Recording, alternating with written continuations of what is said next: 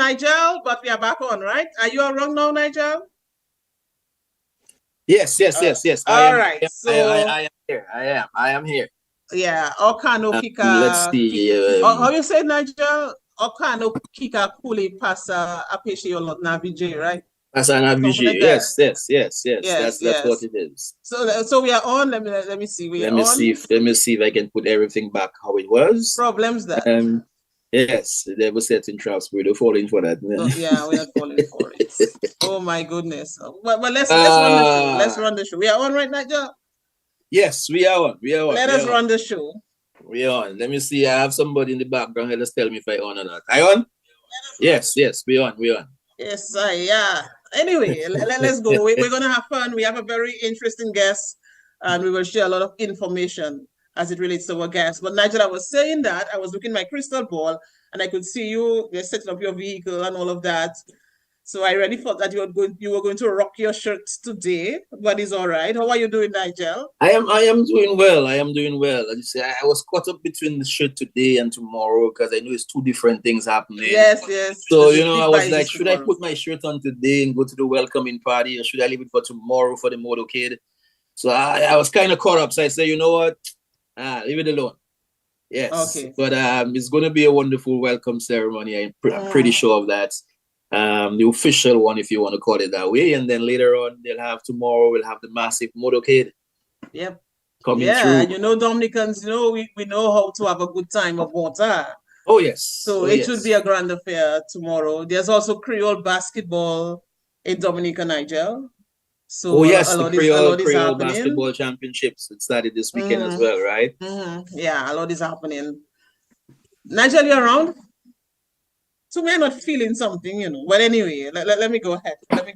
Okay, I know. Okay, yes, I am. You see, I had to move somewhere else because I thought I was the issue in the technical thing, but I guess it wasn't me. So I had to move, and now I'm back here and all the rest of it. And I was talking so much. I said so many things there. You serious? I was talking to somebody else. I just kept talking, and nobody heard me.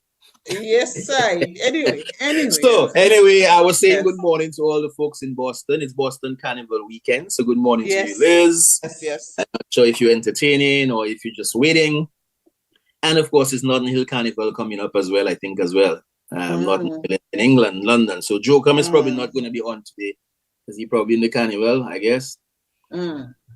So okay. But we're here. We have to make it happen. We have to make it happen. I mean, we are resilient, right? We are resilient. We have to make it happen, And we'll talk about that resiliency later on.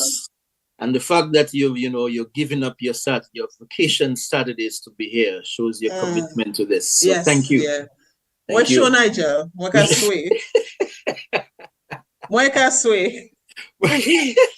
But it's a vibes, right? It's a vibes. We're gonna make it happen, as we said. We connect, man. We always make it happen, We always make it happen. Stuff goes wrong in between, but then we always find a way to make it happen still. Yeah. So it's all good. I know we lost a little time, so we have to move it. But let's shout out Nigel, the top students who made we made honors, who are the top of the CXC examinations results, if I could call it that, right? I'm on the right track, right? Yes. Because what Dominica has done is that Dominica has outpaced the region with an increase in overall performance of students, and that is a wonderful. That is something. That is good news for Dominica. It is. So we really have to, back bravo to all the students, even if you probably did not get so many ones. It's all right. The mere fact that you took the exams and you studied, obviously you would have prepared, you did your research and all of that, and look at where Dominica is. So that is good news for us as a people. It definitely is. It definitely is. Now we celebrate for all the students who took the exams, those who got all the ones, like you say, and those who got 2s and 3s. You went through and you did what you had to do. So congratulations to you. I know we've been seeing Nigel, there's a guy as well. There's a guy from Guyana. Oh my goodness, what's happening to me today? A guy from Guyana got 23 ones, I think. No, that is something like that. How are we? That is madness, man. That means you didn't do anything else but that? 23 grade ones and 6. Nigel, when I went to secondary school, that's 29, but he take all the subjects of that? All the subjects. And in my days, we would like take it like 6, 7, 8, 9. I think maybe I just took about 8 or something like that. Yeah, and if you get 5 little ones, you're happy. Huh? And if you get 5 ones, that's a good thing, 23 ones? 23 ones and 6 grade 2s. No. That means he took every subject there was for CXC. Yes, every subject. Yes, and they have a lot in Guyana. They have a lot mechanical engineering, and things like that. Yes. So yes. But we really want to congratulate all the students, the parents themselves, the teachers as well. And good job.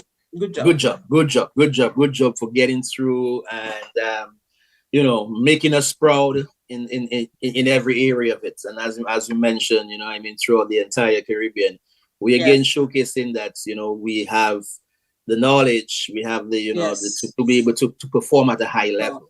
Sure, Nigel. But I wonder if there's a pressure to perform well. I think we will have to have a discussion like that one day. Yes. Look at and taking examinations. Yes. I know there was I think there's a slight pressure now, especially because of course, there must be a pressure. I guess they're trying to outperform what happened the previous year, you're trying to show you're just as good. So there might be that slight pressure of trying to ensure that you're at the top. Yes, and it would be nice to have that discussion, like you say. Yeah. The pressure. There could be a fear of failure as well, and maybe a heightened stress levels and all of that. So I think that'll make for a good discussion. It is. Because you don't want to feel like you're the only one who didn't pass, or you didn't get this, or you didn't get that. I know. And next thing they look at you and say you do this, So these are the things that we have to look at for sure, because there is a pressure to perform. Yes, there must be a pressure. Yes, I had that pressure, especially for math, because I was never a math student. In fact, I was in the last class for math. So that's how bad it was for me. My math was never math. Mr. Nicholas goes with in the back row. You're in the back row. You do that. Me and math, we could not mesh. Math was never my thing. Nigel, I was really bad in math. There was no connection between you and math. No, Nigel, I was seriously bad in math. You just couldn't connect the math dots. Yes, you could give me math, you could give me history and social studies, and English and literature. But math, nah, that was not for me. Math and accounts, nah. That was on the back seat. Yes. Okay, so Nigel, we're gonna bring on our guest soon. Alvin say you're gonna give us a demerit this morning, 2 of us, because why Nigel, we maybe need an extension, Yeah, you see we're not right this morning, so hey, we have to accept it this morning, Yes. Big thanks to him though, Nigel. Big thanks to Alvin for ensuring that our guest today is on, and I'm very happy that we could make that connection to Emmeline Anselm as well, Big thanks to her as well. So I'm very happy that we are going to have him on. So tell us who is on the book quickly, and then we pray. The book is going. Somebody just wants to let us know. What was this? Marlin Shillingford, Notting Hill Carnival is Sunday and Monday, August 25th and 26th. I guess it's partying this weekend. Okay. Astrid Pinard, good morning to you. Congratulations to all the students. Of course, Alvin wants to remind us not to forget the teachers who taught those students. They deserve recognition. I agree with you, Alvin. Yes, those teachers are definitely. Yeah. Oh yes. Without them, the students wouldn't have achieved the things that they achieved. I tell you. Jacqueline Stedman, good morning to you. My nephew did well. Congratulations to your nephew. Rosalind Severin McLean, good morning to you as well. Josephine John Lewis, good morning. Ivona and Nigel. Hey, Carl Coffey James, good morning. By the way, his daughter Vivian released her latest song. Yes.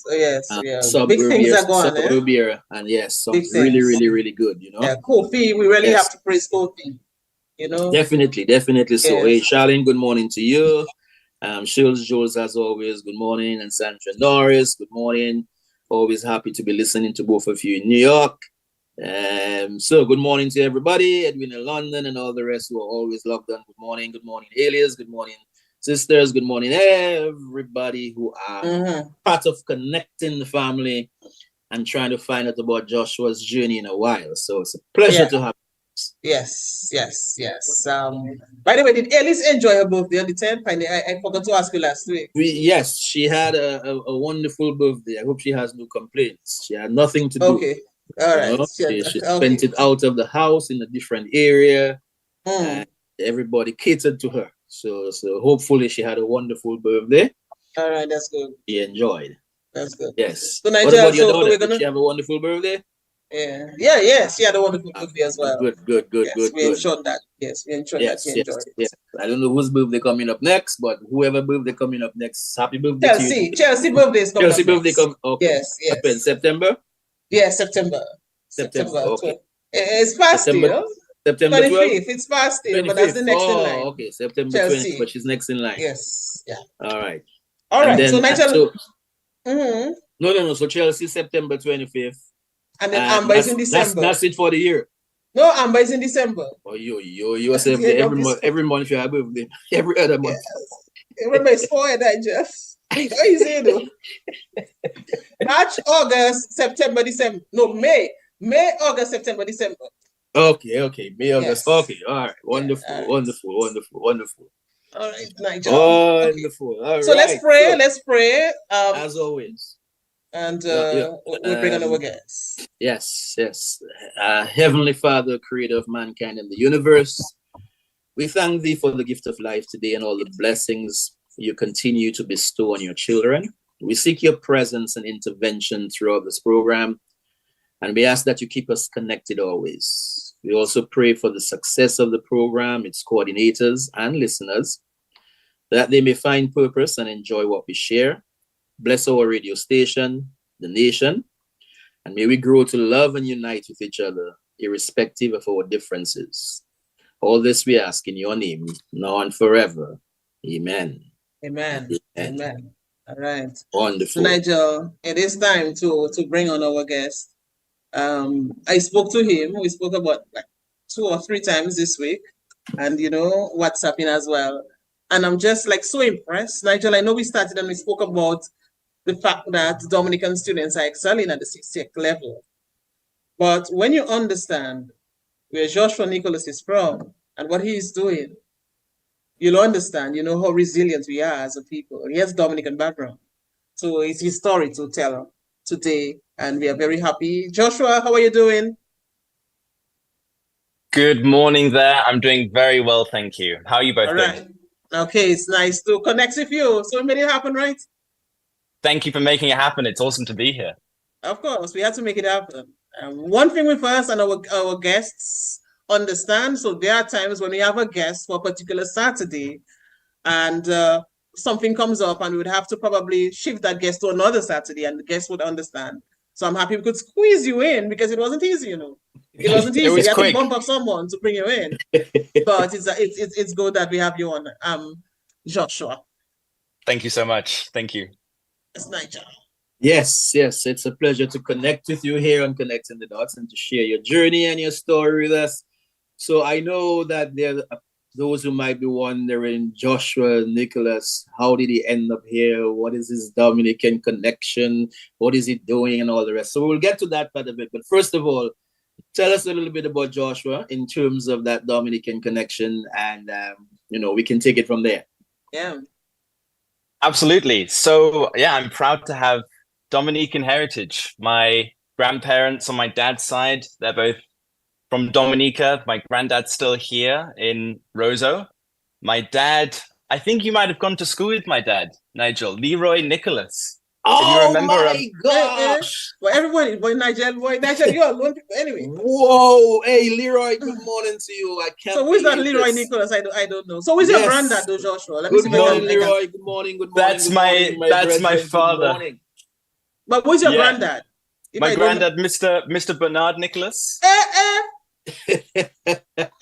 Well, I cannot believe you see the connection that we have in there. I'm telling you, man, Yes. Mr. Bernard Nicholas, the Dominican. Can you believe Bernard Nicholas? Can you believe Mr. Bernard Nicholas, the tailor, made my suits for my wedding? That's incredible. That's incredible. Yes. And then your dad, Leroy, and I went to, oh, this is more than a connection. This is a reunion. Yes. So Nigel, it's the same Bernard Nicholas in the trade union movement? The same Ronald Johnson. Wow. The same Bernard Nicholas. Yeah. I remember when I was on the news desk for many years, we'd always talk. We always had this long rapport. Bernard Nicholas. That was my good friend. He's what I haven't seen him so that's your granddad. Wow. And he's always very proud of DBS. Yeah, I think he was during the interim government. He was for a very short time. He was chairman, and so he's always very proud of DBS. Always very proud. Okay, we always used to have him on the news back in the day. Well, that's good. You see, Nigel. You see the connection right there. So I mean, it's not that Joshua has Dominican connection. Joshua is Dominican. I mean, he's a Dominican. Of course. Of course, you have to claim it, Joshua. Absolutely, and I'm proud of it. All right. Wow. Okay, so we're gonna have a good time. We are gonna have a good time. We are. So. No, but he was talking about himself, and of course, yes, he was going to tell us some more. No, don't. Yeah. That is completely okay. So yes, absolutely. So I come from Dominican background. My dad, like I say, he grew up here. Of course, he then went back to the UK. Raised a family with my mum. So there's the two of them, my sister and I. We're all back in the UK now. But we spent some time in Canada, which is where I did a lot of my training, all of my secondary school, some of my primary school, and then went to university, studied geological engineering at the University of British Columbia, worked as a consultant geological engineer for some time, working in the natural hazards sphere, working with floods, landslides, earthquakes, and trying to mitigate a lot of these really problematic hazards. And that led me to then do a master's degree at the University of Cambridge in the UK. And I've stuck around to do a PhD, which is what has brought me to Dominica. Because when I knew that I was going to be doing the PhD, and I knew that I was going to be researching multi-hazard risk and resilience, which we'll get into, but looking at lots of different hazards, I was looking around at all of the places and I thought, you know what, it's not just that Dominica's a beautiful country. It's not just that Dominica's a country I've got a connection with. Dominica is the country to be looking at for multi-hazard risk with all of the various hazards that we have here on the island. Wow, that's interesting, Joshua. I want to get to that because I really want to understand what piqued your interest, in disaster studies, geological engineering and all of that. But I want to get a sense of your boyhood days. What was it like for you growing up? Growing up, that's a question. I was in the UK for the first 8 years. Had good fun there in Hertfordshire before moving to Vancouver in Canada. So all the way on the west coast, not where most of the Dominicans go, hey? Not the Toronto, but all the way on the west coast. I had an awesome time. Vancouver, if you haven't had the chance to go, highly recommend it. It's a beautiful, beautiful place. I miss it very much. Beautiful mountains. And I think growing up in that environment, surrounded by mountains, a constant threat of a very large earthquake, they're overdue, I say, for a magnitude 9 earthquake there. And on a very clear day, we could see the very imposing yet beautiful Mount Baker, a volcano in the States that is in the same sort of belt as Mount St. Helens. So I think growing up around all of that is sort of what led me to the interest that I have today. Interesting. Wow. During those days, Joshua, and your boyhood days, school days that I'm going to call it for now, apart from the studies that you seem to have moved a lot into, were you involved in any other thing like sporting activities? I think the big thing for me was always theater, band. That's where I put my time. Though I have done a lot more sports since. I'm an avid cyclist. Love my cycling. It's a shame I haven't brought my bike here because it'd be fantastic to cycle around the island. But yeah, no, lots of cycling and lots of running at the moment. But yeah, back in the day, I did lots of theater. Spent a lot of time doing plays, even doing a little bit of paid advert work, working, getting some jobs in that way. doing some voiceover work when I was a teenager. But then I sort of moved out of that. For a long while, I was even thinking about doing journalism. I very almost went into that. So it's it's always awesome to sort of be back into that journalistic space. Well, Joshua, you have brought a big smile to Nigel's face because Nigel was involved, it still is involved in journalism and broadcasting and theater. That's Nigel's passion. It definitely is. Nigel, it definitely is. Wow. Yes, that's my second. I see you smiling when he was talking about theater and all of that. So I just have to bring this up. Yes. That's my second love, you know. It's fantastic. There's nothing like it. It's nothing like it. It's nothing like being someone else for a moment or helping to create someone else and have someone else play that person. It's magic. Yeah. You know, and be able to tell stories. Of course, your dad, Leroy, wants to say good morning to everybody. Greetings from England. So my dear friend Leroy, it's been a while, man, but good morning to you as well. You see how connecting the dots. You see that connection thing. I mean, listen. You see how we solidify the ties that bind us. Yes, and it does bind us. You know. Yes. Were you a troublesome guy growing up, Joshua? I have always been. You know what? I've always been. I think quite cheeky. I think I've always been quite inquisitive. I think I was always asking too many questions. I think that was probably my biggest downfall. Asking too many questions. If I've got any former teachers on listening right now, I'm sure they'll agree with that. I was always asking too many questions, always being very cheeky in class, certainly causing trouble, but usually in a harmless way. In a harmless way. Good.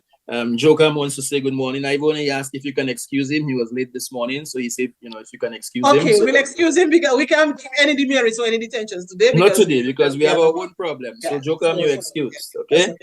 Yes, no problem with that. You're excused. So Joshua, we want to get into a lot of the stuff that's happening right now because I think the field of study that you're doing right now is so important for us in Dominican, of course, in the Caribbean region as well.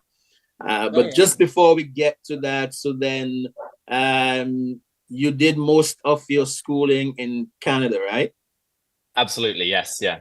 Okay. What was the school system? Because Ivo and I were talking earlier about CXC. I'm not sure if you're familiar with CXC, which is the Caribbean Examination Council that all Caribbean students do, and we're talking about the pressures to succeed. So what was it like for you in terms of the Canadian school system? Is that pressure there as well? Do they have students who have to attain a certain amount of, I'm not sure if they call it ones or passes or whatever the case is? Absolutely, a lot of pressure, like in so many countries. I know it's a very different system in Canada compared with the UK, which obviously have their GCSE and A-level system. In Canada, it's done differently for each province. So I was in British Columbia, the province of British Columbia. At the time, we had provincial exams in grade 10 and in grade 11 and in grade 12 for various subjects. And so there's a lot of pressure to do well, of course, in those. It's all based on percentages. So the higher percentage you get is really what determines the university you're able to get into. So there is definitely a lot of pressure. And I think I appreciated that conversation you were having beforehand and also appreciated you calling out and giving a shout out to the teachers, because that's absolutely who I have to thank for getting me to where I am today, and to all the students, to the Dominican students who are doing so well and doing so many amazing things all around the world. We've got to thank our teachers. Wonderful. Yes. So let's get to start beginning your journey. Geological science and which is not, I would probably want to say, it's probably not one of the field of studies that people kind of gravitate towards. So it's not. Yeah. So I mean, you sort of mentioned it earlier a little bit, but what got you interested in field of study? Yeah, I already piqued your interest in this. Yeah, geological engineering is definitely very different from journalism. So I definitely did quite the 180-degree shift there. I was always interested in geography. I was always interested in the natural world. I think from just the time that I was a very young boy, I remember having those books, those non-fiction books on volcanoes and hurricanes and tornadoes. And I always used to be fascinated. I had that, boyhood fascination in these things. And I sort of let that be. I didn't really go down that path too much. The first year of engineering in Canada is general. You don't, or at least at University of British Columbia, it's general. So after that first year, you then decide which path that you'll go into. So for me, it was between civil engineering and geological engineering. Ultimately, I went into geological, and I'm very glad that I did, because it's so wonderful to get to focus on the natural world. I think it's definitely, like you said, it's not an area that people think about often, but the work that geological engineers do is fascinating. You're looking at bridges. It's not the design of the bridge like the civil engineers would be doing, but it's making sure that the supports are okay, making sure that if you've got floodwaters, that the bridge isn't going to collapse. It's making sure that your buildings are earthquake proof. It's building tunnels, it's building dams. So it's all of the infrastructure, but it's that merge with the natural world. It's that, how do you bring the natural world with the infrastructure together, and making sure that you're doing so in a safe and responsible way. Man, you can hear the passion for this thing. I was just about to say that. The passion is there. The passion is really, really there. And I mean, Dominica, of course, you're from a Dominican background. You're Dominican, obviously, as well. And when you look at our topography, and the fact that we are very volcanic in nature, I mean, that's just a paradise sort of for somebody who is involved in that field of study. Absolutely. And I think one of the things that I mentioned before, and we can get into a little bit more, is multi-hazards. It's not just that Dominica is a volcanic island. It's a volcanic island that experiences hurricanes. The fact that it's volcanic means it's mountainous, and we have landslides. Because it's volcanic, there's also earthquake and seismic activity.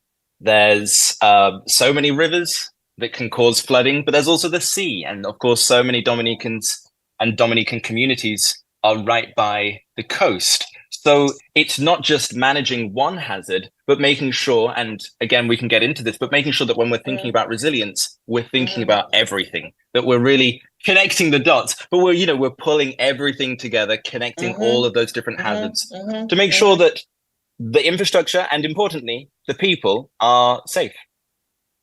All right. Excellent. I'm loving this already. This is going to be a great hour. I can already feel it. I'm looking for my pen because I want to take some copious notes. Take some notes. Yes. So this is interesting.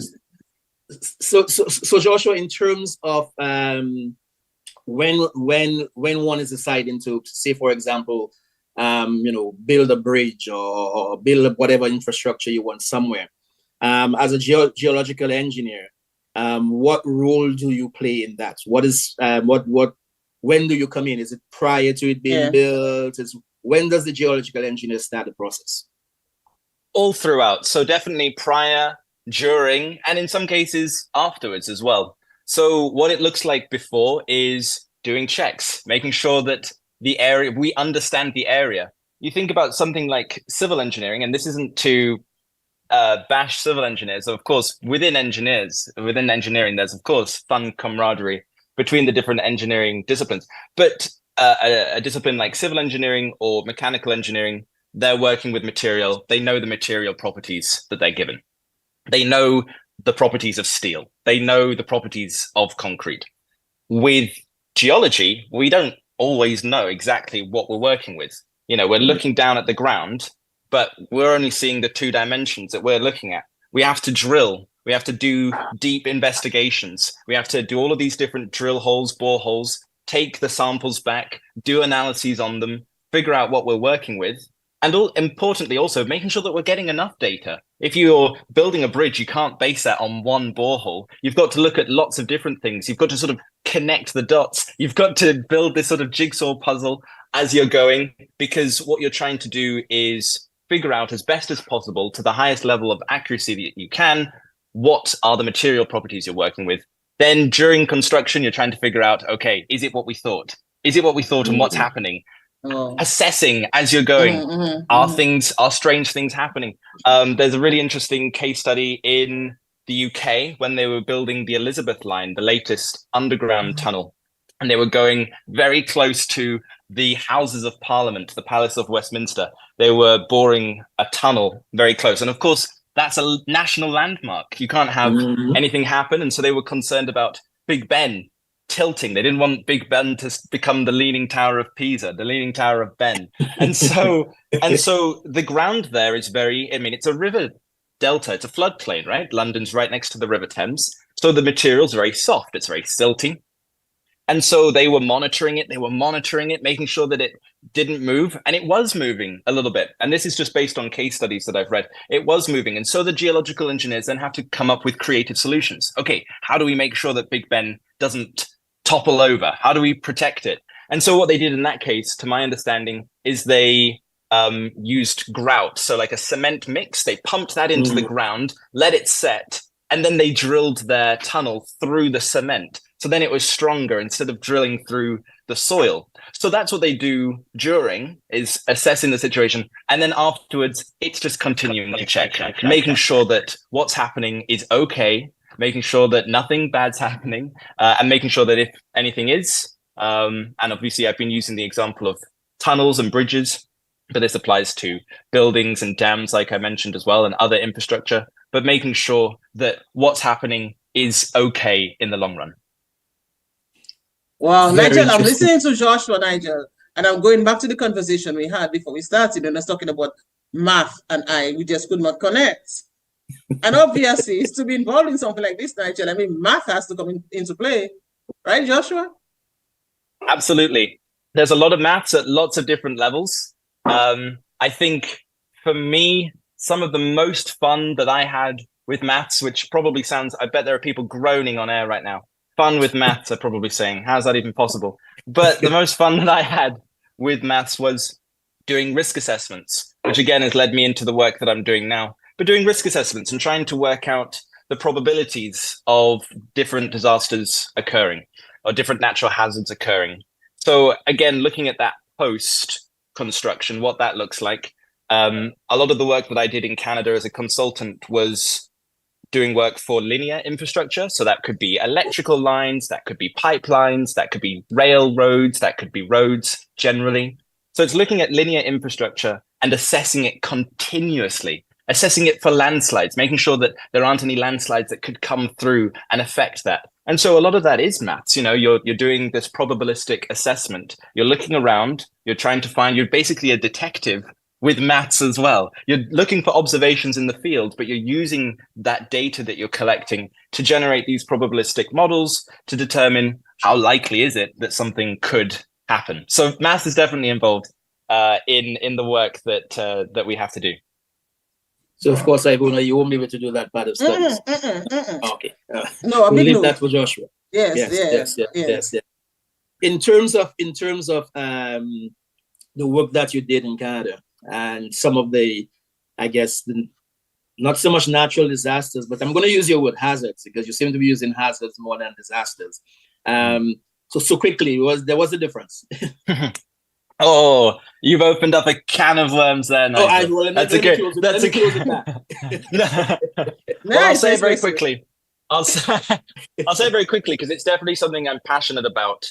We often use the word generally in society. We often use the term rather natural disasters, but a lot of people within the natural hazard sphere, the humanitarian sphere, the disaster risk reduction sphere, don't like the term natural disaster. Rather, they like to say natural hazards and disasters as separate things, or natural hazard disasters. And the reason for that is because disasters, a lot of people think, aren't really natural.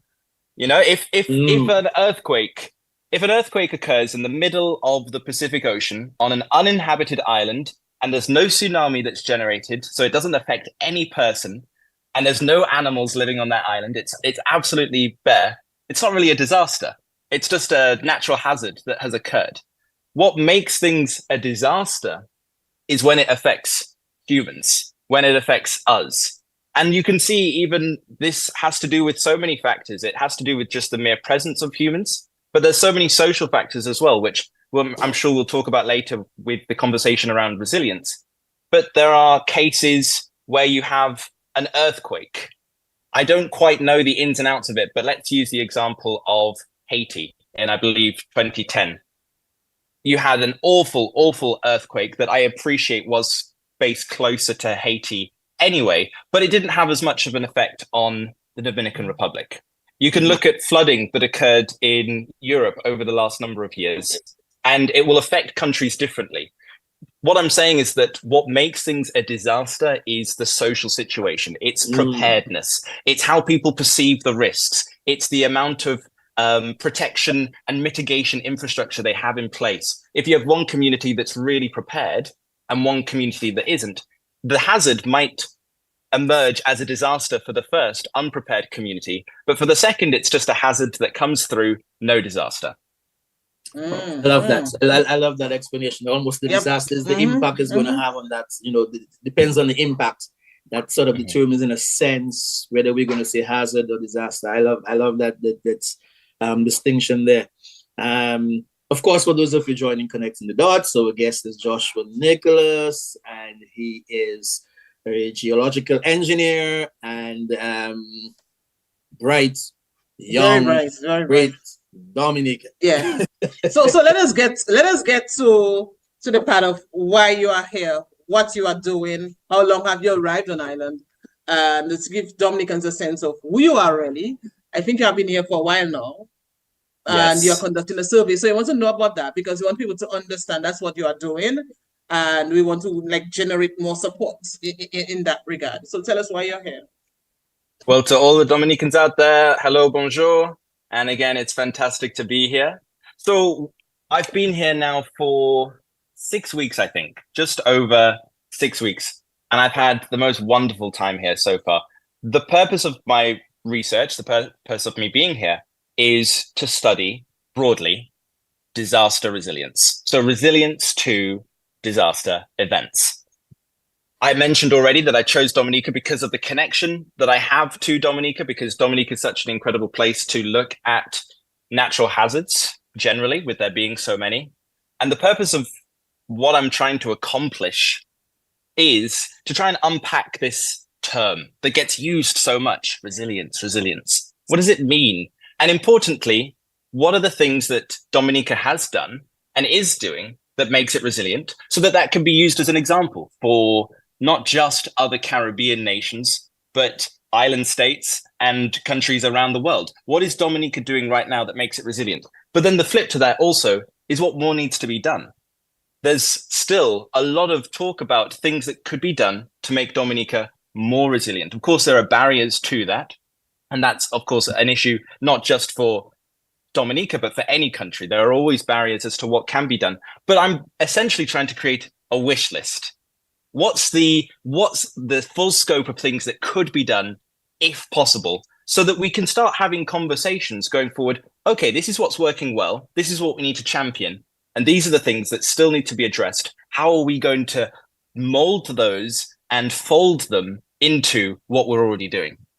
Interesting, Joshua, because I mean, after the onslaught of Hurricane Maria in particular, of course, we have had a lot of other disasters. But after the onslaught brought about by Hurricane Maria in 2017, Dominica made a giant leap forward for resilience. So help us understand how broad this term is. I think it's exceptionally broad. And even just being here in the last 6 weeks, my mind has been even broadened further as to how large and complex this term is. I think a lot of the conversation around resilience is focused on buildings, and rightfully so. I think people spend a lot of their time at home. It's where we spend at least usually 50% of our time, and making sure that, or attempting to, and working in the direction of providing people with more robust places to live, residences, is certainly checking the boxes for some elements of resilience. But there are others, and you ask, what else is there in terms of how broad it is? There's the infrastructure, there's roads, the electrical services, the water services, there's education, there's resilience with that we can talk about, the economy, economic resilience, there's psychosocial resilience, and just the healthcare in general.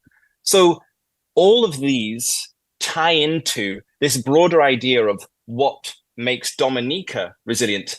And then, of course, there's the separate piece, which I probably won't even get into too much, because I think Dominicans as a people are already very resilient. So there's all of those elements that I've just discussed, things that can be done to make Dominica more resilient, and that Dominica is working towards resilience. But then there's also just the spirit, the cultural spirit.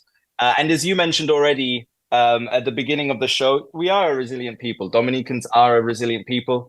I've had the pleasure of talking to many people as part of this research who told me very personal and emotional stories. And I just want to thank everyone who has engaged with my research so far, and anyone who will going forward, because it is very difficult at times to talk about experiences like Hurricane Maria or Tropical Storm Erica, or even Hurricane David for some people. And so I appreciate that. But what people are saying is, the great things that have happened and the things that they still need going forward. So your research has shown a lot already. But Joshua, have you observed as well, though, how would I put this, dichotomies in disaster management? So experts, the non-experts, the man on the street. Tell us about that. Dichotomies in the sense of people thinking about things differently? People thinking about things differently, yeah. So yes, I think that overall, I would actually say that there is a lot of alignment in the way that people think about resilience. It often comes out in the conversations, in the interviews that I've been doing, that to be resilient is to bounce back better or to build back better. So there's a lot of consistency there.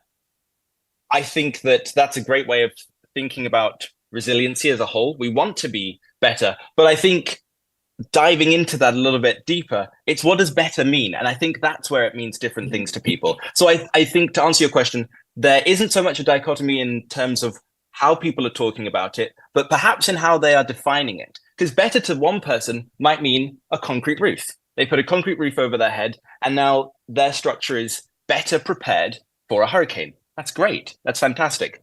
However, we are a seismic active area. There will, at some point, be earthquakes. We don't know when, but at some point there will be earthquakes.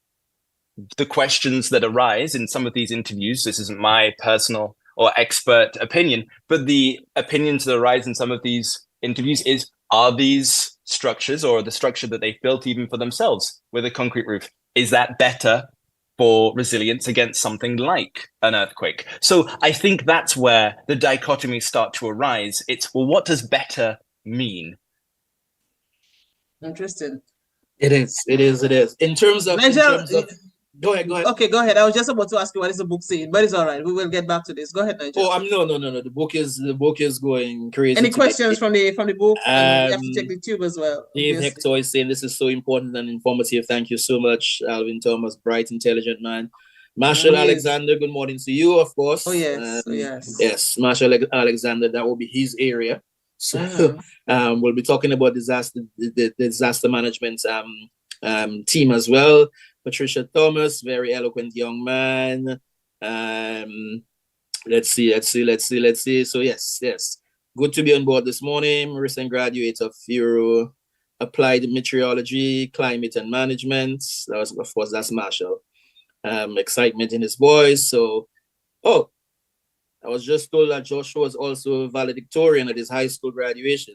See, a proud dad. Your dad wants to make sure everybody knows that too. Well, I'm happy we went on the book to get that. To get that information. Yes. I was going to ask though, Joshua, in terms of the, because we do have a disaster management unit. So have you had any discussions with them, any interviews with them? What's that relationship like? Yeah, absolutely. I can't say, of course, I try to keep it confidential as to who I've spoken with so far. But what I can say is I haven't yet spoken with anyone in the Office of Disaster Management, though I'm planning to have some conversations with them, whether as official interviews or not, just as conversations, because they're obviously a key stakeholder in the work that I'm doing. And I've tried to, as best as possible, meet with as many people who are tangentially associated with disaster management. So, of course, the Office of Disaster Management is the obvious place to be looking, and definitely a place that I will be reaching out to and working with, but also looking at and discussing with farmers. They have to deal with the disasters every time they sweep through. Talking to teachers who have to help with the students, not with just with educating them on natural hazards and what to do in times of disasters, but also helping with the psychosocial element that that is affecting rather many of the students after times of disaster. So talking to teachers, talking to government workers, local government, talking to members of disaster committees at the village level, talking to, I've even spoken to a couple musicians, which has been fantastic. And just the way that resilience is even built through the songs that have come out, especially looking at after Hurricane Maria, and that builds into it. Talking to fisher folk and the way that they manage and deal with disasters and the incoming nature of natural hazards. And I've spoken to businesses and local vendors. So I think everyone in the country, whether they realize it or not, has a part to play in the story of Dominica's resilience to natural hazards. It's interesting that you mentioned that, because that's where my question, it's interesting that you mentioned that, Joshua, because that's where my question was on. That's what I wanted you to zero in on when I asked you about the dichotomies, if you have observed dichotomies, in disaster management among the people. So I was looking at people, of course, government officials, as opposed to the man on the street. What are you hearing from the various sectors, the various organizations? You may have spoken to people in disaster committees, throughout the island. So that's what I was really, trying to get from you. I mean, I got it, obviously, but that's what I really wanted, to stick on. And I think one thing to add there is awareness and availability of training. I think it's fair to say, and this is based on what people have said to me, that people in government, people in disaster management, certainly, people on village councils sometimes, but certainly people on the disaster committees get some level of disaster training. They are made aware of certain things that they should do and can do to help their community, whereas the other members of society here in Dominica don't always get those same opportunities. And so while there may be differences in how people think about resilience and how they think about disasters and how they think about preparing themselves against potential natural hazards coming by, I think it's important to recognize that people have different levels of awareness, different levels of knowledge about what to do about these issues. Let us look at a typical day for you when you go out to do the survey. Because obviously, I mean, geological engineering, disaster studies is not simple, but you have to simplify it for the man on the street. What is a typical day like when you arm yourself, of course, with your survey? So let us look at the questions and things like that. Absolutely. I could ask you some. I mean, my day-to-day has been fantastic. I head out to a village usually, walk around. Sometimes I have a couple interviews pre-planned. I just want to say that the people that I've met with, everyone has been fantastic. Everyone's so eager to engage in this research. And almost everyone has thought of at least one other person that I should speak to. And so there's been a snowballing there. But also the fantastic thing has just been meeting up with people randomly in a very ad hoc scenario and getting to just chat with them, saying, hey, I'm doing this research. Would you be able to spare a few moments to chat about this? So my day-to-day is just going, having these conversations, but that's my interview aspect. So I'm conducting these interviews, which are more casual conversations, much like what we're having right now. And then there's the survey. I've got the online survey. I posted it in the Facebook chat for people to take if they're interested. They're more than welcome to.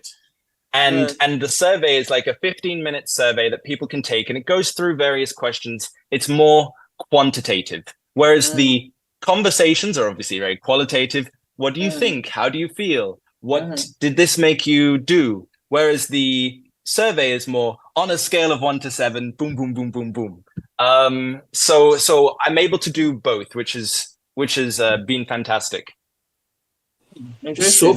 So far, Joshua, I mean, I know you're still gathering your data, and of course, you know, you haven't done any serious analysis or anything like that yet. But just general though, are you finding that resilience for people, it's more in terms of infrastructure rather than the other aspects of resilience? I think that what has come out of the data so far, so as a preliminary finding and based on the conversations I've had with people, what is most considered to be resilience at first is the buildings, absolutely. And people are, you know, proud to talk about what they've done or how they've received help to make their building, their place of residence more resilient. But when the conversations go on and we get deeper into it, I think people realize that resilience is a much larger, broader, more complex term and issue, and they start coming up with things. I mean, it's not for me as a researcher to plant ideas in people. So what I've found is that, you know, through the conversation, people start saying, oh, actually, I think this also. And one of those biggest issues has been education. And I think that's the most recurrent theme other than buildings. It's education. And education looks like so many different things. It's education in the schools and in you know, at the primary and the secondary level. And again, shout out to all teachers and the amazing work that they're doing. But it's giving teachers the resources to make sure that they're able to teach this to a level that is appropriate to the students, making sure that they're given the necessary training to be able to talk about this so that the children are empowered, so that they can go home, say, Mummy, Daddy, you know, this is what we need to do so that the next time something comes, we're prepared, we're ready. So that's a huge piece. But there's also training in ways that I hadn't even thought about before coming here. There's the first aid training, making sure that as many people as possible in our communities have first aid training and have it continuously. Not 10 years ago, had it last year, had it 2 years ago, and they've got to keep it up. It's making sure that people know how to use hand radios during a time of disaster, so that it's not, oh, how do we use this? How do we set this up? Where does the antenna go? You know, every year they're getting training. Oh yeah, just a reminder.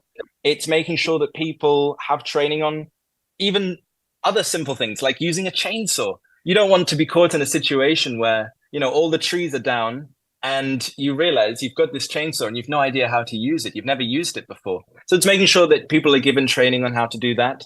And also just generally having simulations, if it's appropriate and that the resources are made available, having little simulations so that people know, oh, okay, this is what we would do. We're having a little simulation of getting to the shelter, or we're having a simulation of these are the people in the community who we need to check on.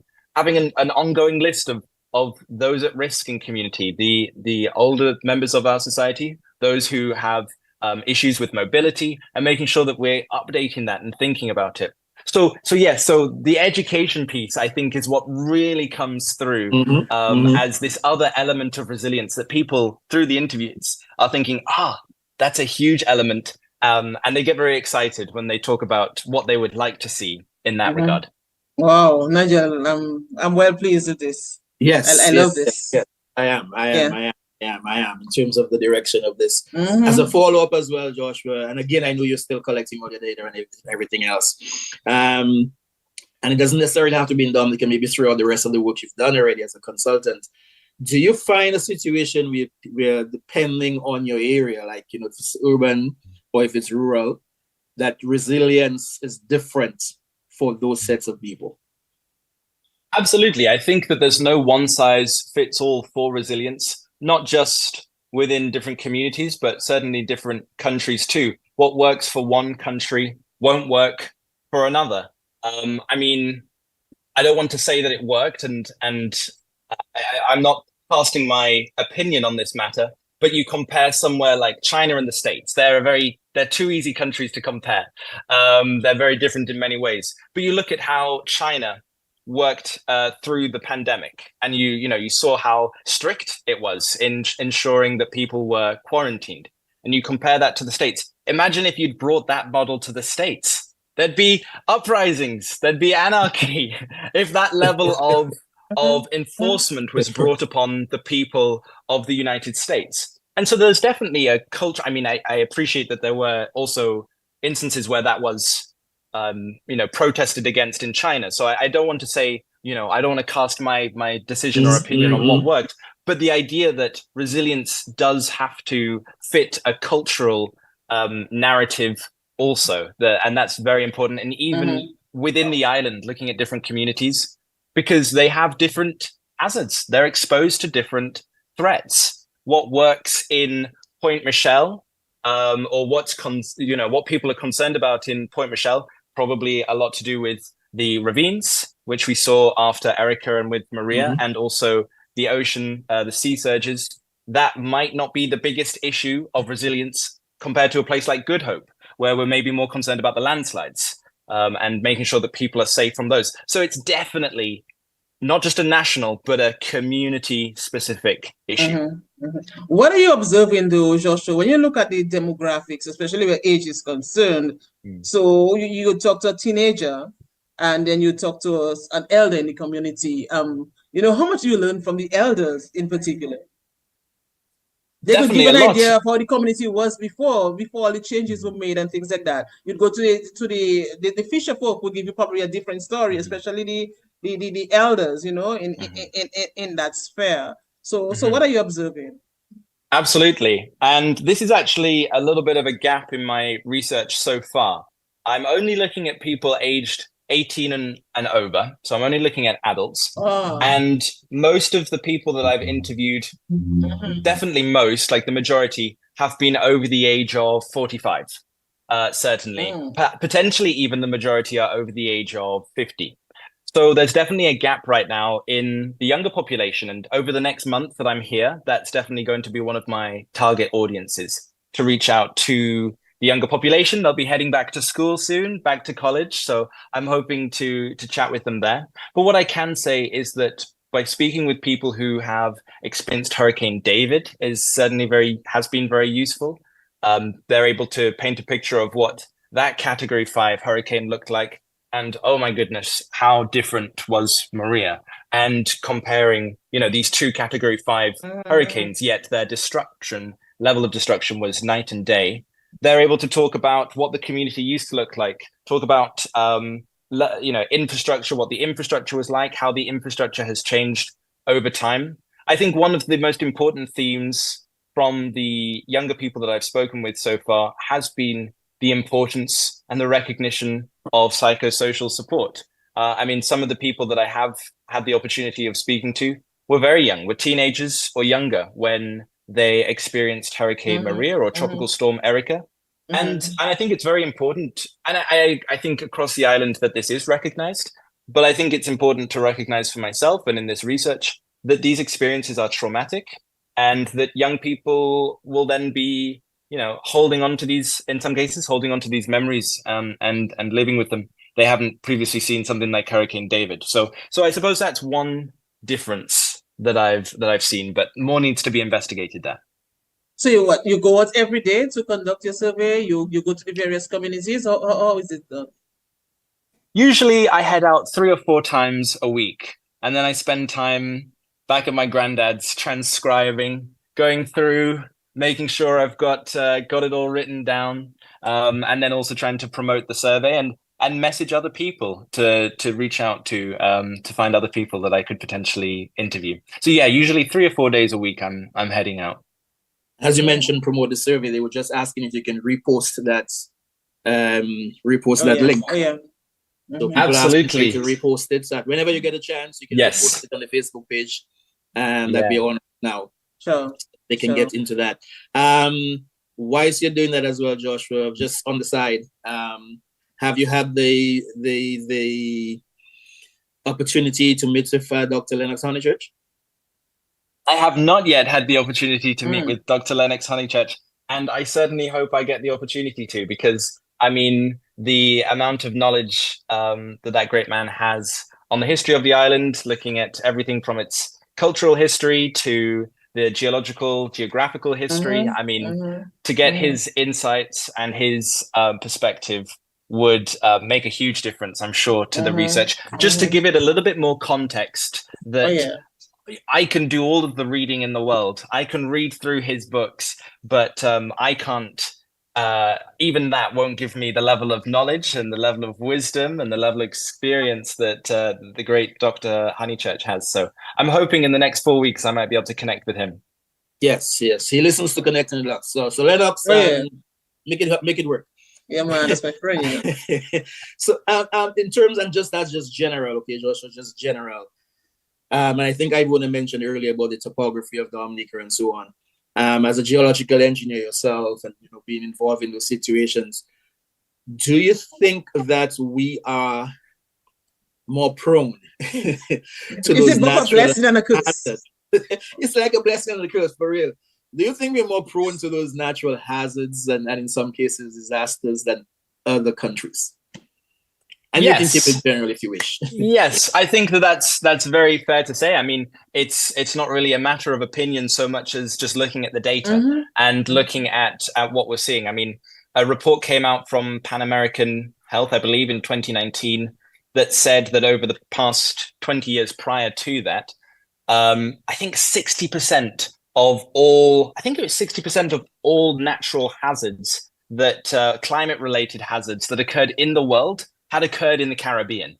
So, I mean, that's a crazy statistic right there. Again, you'd have to pull that up, fact check me. But that was Pan American Health 2019, 60% of all climate-related hazards in the previous 20 years had happened in the Caribbean. So just putting an island in the Caribbean, first of all, check. It's going to get climate-related hazards. With the topography, like you mentioned, of course, there's the volcanic risk, comes with the earthquakes. You've got landslides. I mean, Dominica checks the box for many of the hazards, droughts, severe rain.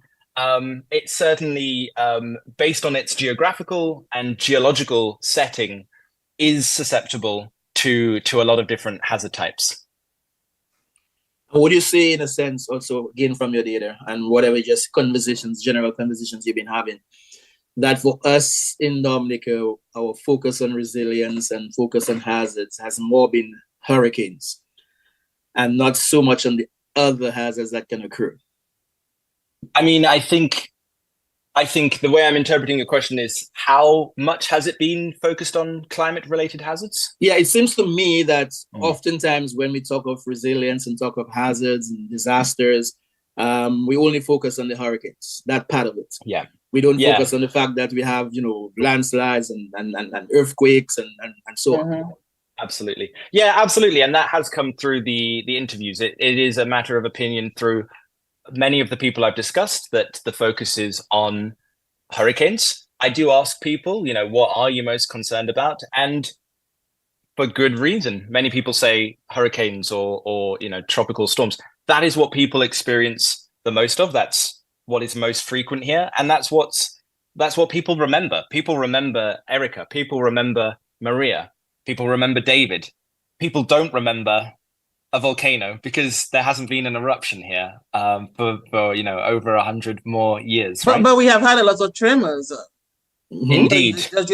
I guess your study focuses on that as well. Your research. Absolutely, my study because in Dominica we have experienced a lot of tremors. Absolutely, and people do mention that, and many people also have discussed that as being of great concern. So I think to try and create the key to resilience is very costly, and I don't want to speculate as to why things are done the way that they are done, but what sometimes is mentioned in the interviews is the cost and the barrier that cost provides. By focusing on climate hazards, it provides an opportunity to narrow in on one aspect of disasters that we experience the most of. However, many other people have said, why can't we also, or is there the opportunity to also invest in making sure that while we're making things that are safe against the hurricanes, that we also make them safe against the earthquakes, that we also make them hopefully a little bit resilient, if it's possible, against volcanic eruptions. And I do need to do my document analysis, which will be part of this research when I'm back in the UK. But one of the things I'll be looking at is the building codes. And I know that they changed after Hurricane Maria, but I know that they go beyond just hurricanes. I know that they also address hazards such as earthquakes. So I will be going through that and looking at ways in which hazards beyond just climatic hazards are considered in the sphere of resiliency. Have you observed a lot of our buildings as well, the building practices? I mean, with your background, you look at probably the structural integrity of some of the buildings that we have. Does that come into play as well as you're here? While I'm here, I'm not doing any structural assessments myself, so I can't speak to the integrity of buildings. But what I can say is, how incredible is it? I mean, I'm sure you will have seen this, and I'm sure our listeners will have seen it also, that you have buildings that were built, you know, in the last 10 years that were destroyed during Hurricane Maria, whereas you have buildings that were wooden buildings from 50, 100 years prior that survived. So, you know, I don't think that's a matter of that the codes are right or wrong, because we don't know exactly whether or not these buildings even followed the codes, right?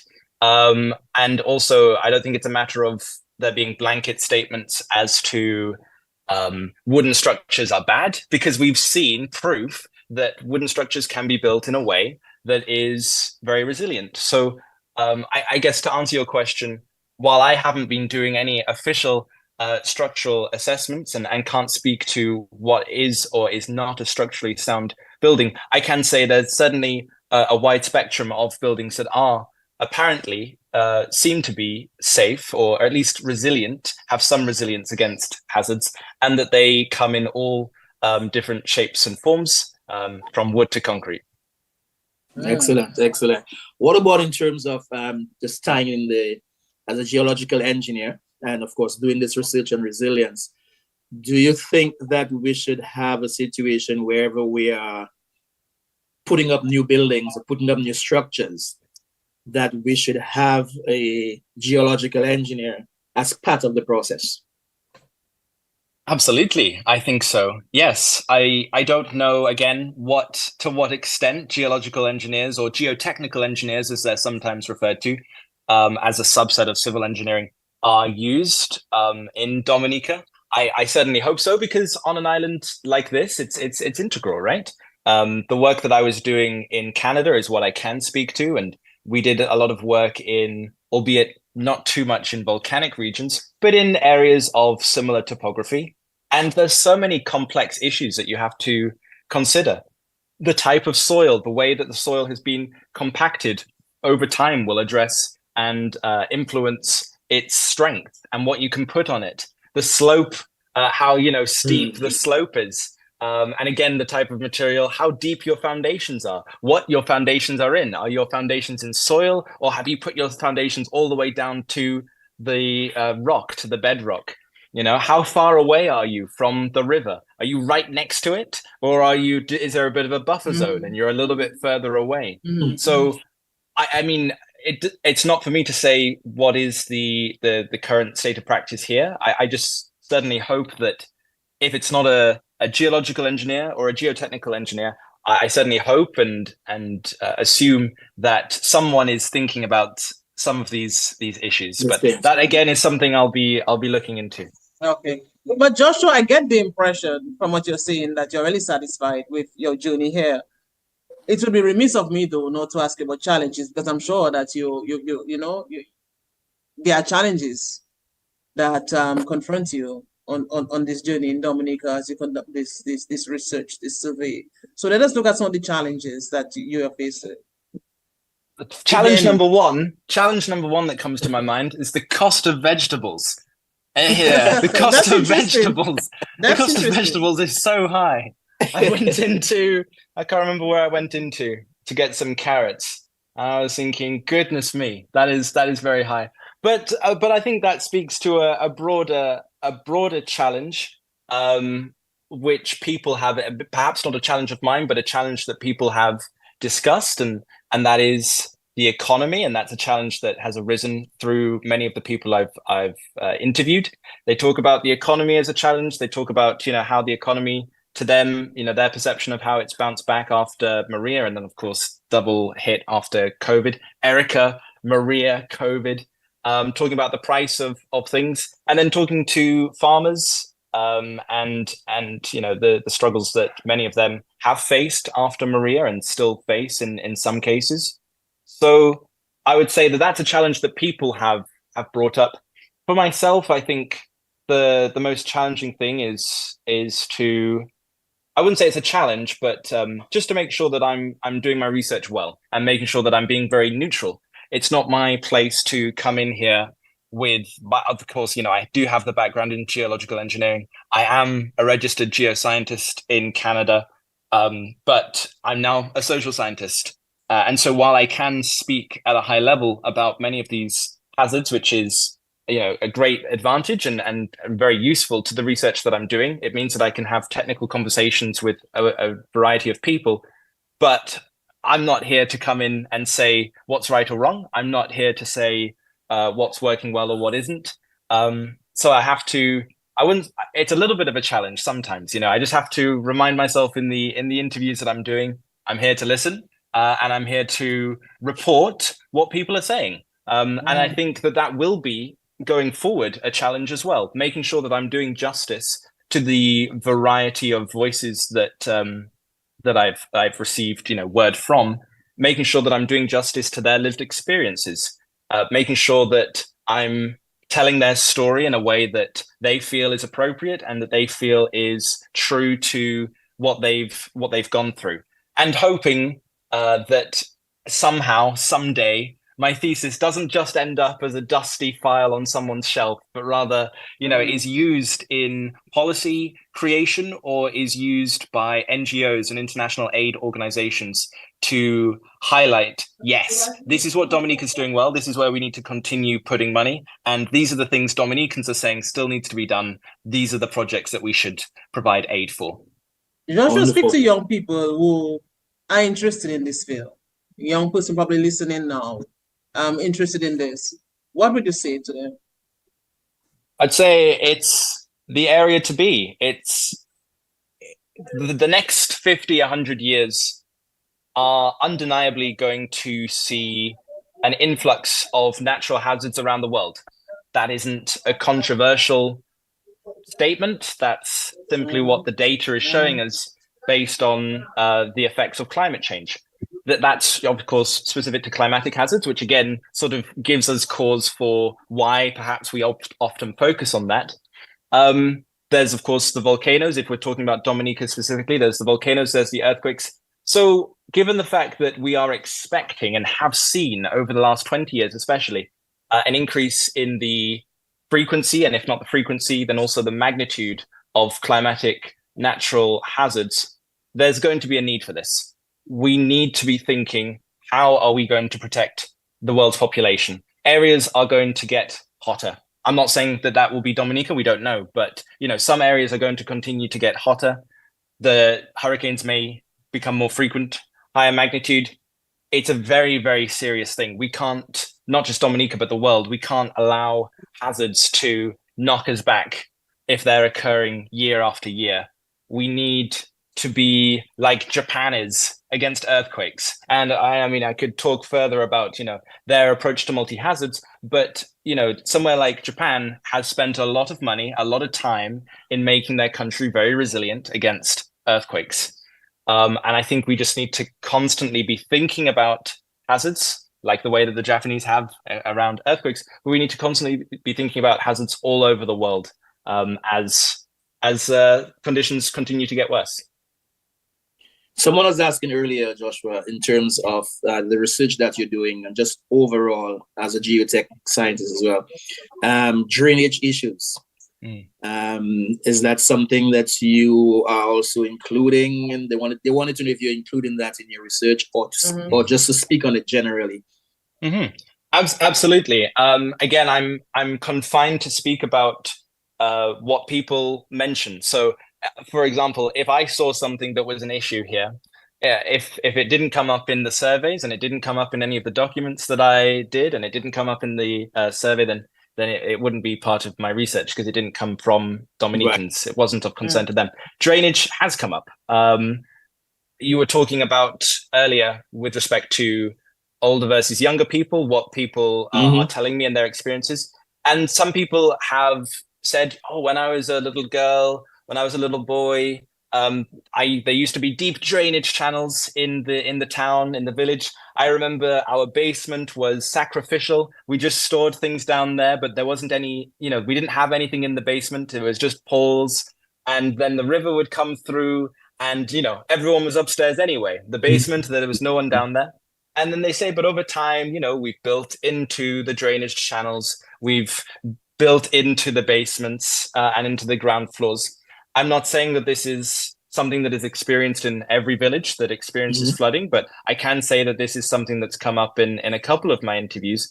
And I think that speaks to a broader conversation that people want to have about drainage. And the importance of that in a country that is getting more rain and more intense rain during the rainy season.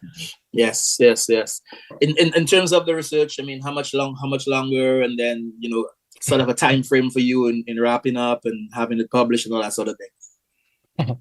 So I'm just finishing off my first year of my PhD. I have 3 years of funding. I'm very, very grateful to be funded by the UKRI research grants, the United Kingdom Research Institution, through the ESRC, Economic and Social Sciences Research Council. So they give me 3 years of money to conduct this research. That means that I am confined to that time. I'll be in Dominica for another month. I'm hoping that I can be back, funding pending, hoping I'll be back in Dominica next year, because I think an important piece of this research and any research is that ongoing relationship, that ongoing collaboration with the community. I am Dominican. I'm proud of that. I've got the connections here. And so, I'm not going away anytime. But it's important that as part of this research, I come back, that I talk to people, that we have workshops. I say, look, these are the issues that people have identified. People here perceive risk this way. People here perceive it a different way. People here aren't prepared. They're not taking preparedness measures. Why is that? And what can we be doing to help provide them with the support that they need? So I'm hoping that I can come back sometime next year, have conversations with people across a whole bunch of levels. I'm hoping to chat with more government officials potentially next year, some PAL reps, and potentially even higher up in the government, potentially also speak with people with NGOs, international aid organizations, and just have some, very honest, real conversations about what's the next step. My research to that point will have told us what the situation is, what resiliency looks like in Dominica right now. Essentially, I'm doing a resiliency assessment of Dominica. That's great, but nothing will happen unless we have conversations about what next, how, what do we do Interesting. now? I see your dad is one of your biggest cheerleaders. So I'm sure that you would have your support, family support in particular, from a very tender age, right? From even when you started this. Absolutely. My mom and dad have been absolutely fantastic parents for my sister and I. They've been very, very supportive in whatever we've been interested in. So it's been fantastic to have their support, have their interest, and I think my sister and I like to hope, but I certainly think so, that we've made them proud. My sister, she's again, because I've been saying how incredible teachers are. My sister, shout out to her, she's starting her teaching certification program, the PGCE, in the UK in just a few weeks' time. So another fantastic teacher coming into the world. Beautiful. Really appreciate that. Really appreciate it. Connecting with us, and I'm Joshua. Yes, I learned a lot. Hopefully, before you leave Ireland, you can connect with someone called Vince Henderson. And there's a reason why I think you should connect with him, of course, being the one that's responsible in a sense for the geothermal plants and what's happening in the as we want to get into geothermal energy and stuff like that. Yeah. I hope you can connect with him before you leave. Nigel, and as you said that, Vince, please connect with Nigel, as you mentioned that, I know we have to wrap up in a short while, but I'm just looking at the WhatsApp message I got, and the person is saying, with the further developments of our infrastructure in Dominica, it appears that Mr. Nicholas is a prime-time candidate for our team of engineers to lead us in the millennium. I certainly want to stay engaged in Dominica, so I'm happy to be involved in any way forward. So that would be fantastic. But how often did you visit though before this current visit? So this is my third visit. I was last here in 2012, so pre-Maria. As you mentioned at the beginning, Nigel, my grandfather, Mr. Bernard Nicholas, was a tailor. So when I came when I was a baby, 18 months old, I was here for independence. He made me the national dress. Wow. There's pictures of me, white shirt, red sash, got it all. Trousers, black trousers, exactly. Wonderful, wonderful. And of course, you're leaving within a month. That means you're leaving before the World Creole Music Festival. Hopefully next time. And Independence season. After all the research is done, you can come and have some fun. Hopefully sometime I can be here for that. So anyway, I want to thank you both for your time and hopefully that people listening will be able to engage in the survey that I've posted in the chat. Yes, and maybe just to let you know to let you know very quickly, Marshall Alexander from the Disaster Management Committee says, please contact me. We definitely need to have a chat. So the Office of Disaster Management folks, they want to talk to you. So he says, please contact him so that you guys can chat. Yeah. I'll send you some numbers, Joshua. Wonderful. Yeah. Wow. I'm so pleased, Nigel, that we made that connection with Joshua Nicholas. I learned so much, Nigel. As I told you at my parents, I was taking out some notes myself. Yes. You know, I was jotting down some things as well. And I am so pleased to know that, you know, we have, Dominicans throughout the world that's... Oh, yes, a lot. Nigel, we have a long wonderful things. Oh, yes. We have so many of them lined up, Yes, I'm happy that Joshua could have chosen Dominica to come back to do his research. And, you know, hopefully whatever you get from the data that you get and the analysis and the thesis that you present can be used towards the further development. So we appreciate you connecting with us, man, Joshua. Appreciate it, Joshua. So we wish you all the best. The Willis, you're very young. Of course, you're very young, and look at where you are, even at this young age. So we wish you all the best, success in all your endeavors. And when you get a chance, obviously, listen to us. We are on every Saturday, 9:30 until 11. We have had a lot of guests over the years, and who knows, we may have you on again some other time. That would be fantastic. Looking forward to it. Thank you so much for your time. We appreciate it. So, Nigel, we'll do it again next week. We'll do it again next week, my dear. We have so many people lined up, even for next week. So I'm not sure. We have to bump up some people. Anyway, we'll make it work. Yes. We have the next 3-4 weeks. We have. Yes, Nigel. So we'll see what happens. It's back. I'm hoping though next week we could speak with a lady who was also involved in broadcasting at some point. She's a doctor as well in education, and let's see how it goes. Well, let me just say good morning to Rose Keynes, Lara. And she too has a very interesting story. So Nigel, we'll connect again next week, God willing. Yes, we connect again, my dear. All the best.